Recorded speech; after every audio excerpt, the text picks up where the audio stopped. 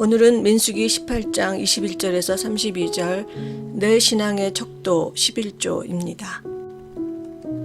오늘은 레위인의 11조에 대한 하나님의 말씀입니다. 그런데 그 말씀 중에 우리도 깊이 새겨야 할 11조에 대한 하나님의 뜻이 담겨 있습니다. 먼저 레위인은 세상에 속한 자가 아니라 하나님께 속한 자입니다. 그래서 그들이 하는 일은 회막에 봉사하며 이스라엘 민족의 죄를 담당하는 것입니다.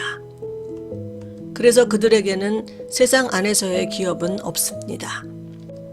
오로지 이스라엘이 거룩하게 구별하여 드린 11조가 그들의 기업입니다. 그리고 하나님은 이스라엘 자손에게서 취한 11조의 11조를 거제로 하나님께 드리라고 합니다.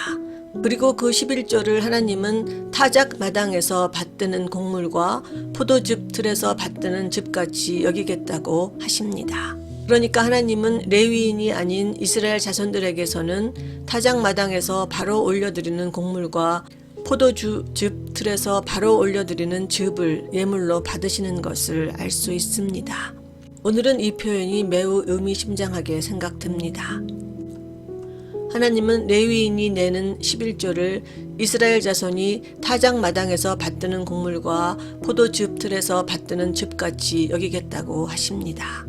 여기에서 중요한 것은 예물을 구별해서 드리는 장소와 때입니다.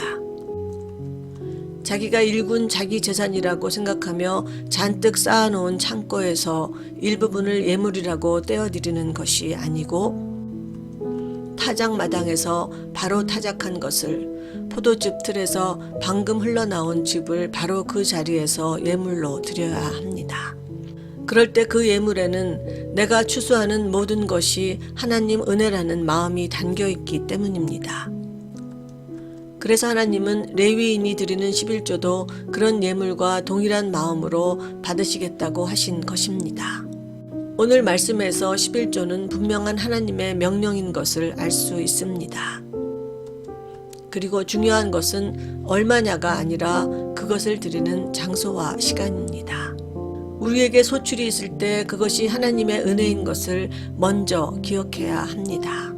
하나님이 바라시는 것은 오직 이 마음뿐입니다. 너희가 나를 기억하느냐?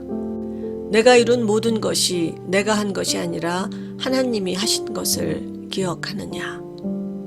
만약 내가 이룬 것이 모두 하나님 은혜라는 것을 기억한다면, 만약 하나님의 은혜가 없다면 이 모든 것을 하나도 이룰 수 없다고 확고하게 믿는다면 우리가 얻은 모든 것을 모두 내 거라고 쌓아둘 수 없을 것입니다.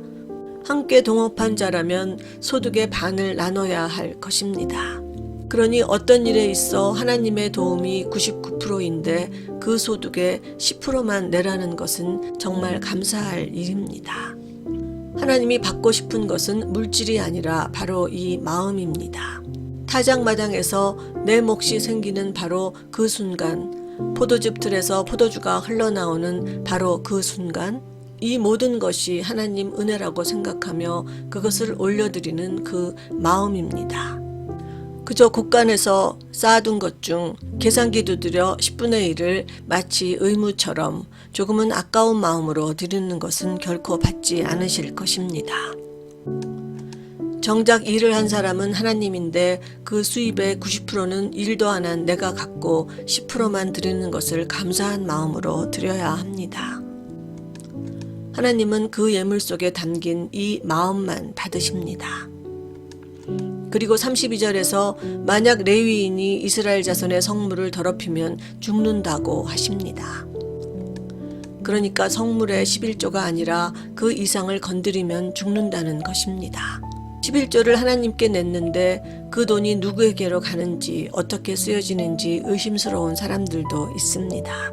그런데 분명한 것은 하나님께 드린 것을 더럽힌 성직자는 반드시 죽습니다. 당장은 호의호식하고 당장은 그 자식들이 비싼 차 타고 다닌다고 해도 하나님이 떠난 가정은 영적으로 이미 죽은 가정입니다. 그들은 언젠가 꼭 수치스러운 대가를 치르게 될 것입니다.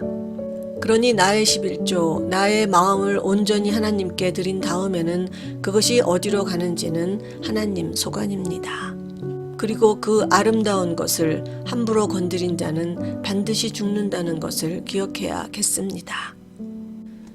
지금 우리가 계산기를 두드려 11조를 드리는지 10%만 드리는 것을 정말 송구하고 감사한 마음으로 드리는지 점검해 봐야겠습니다.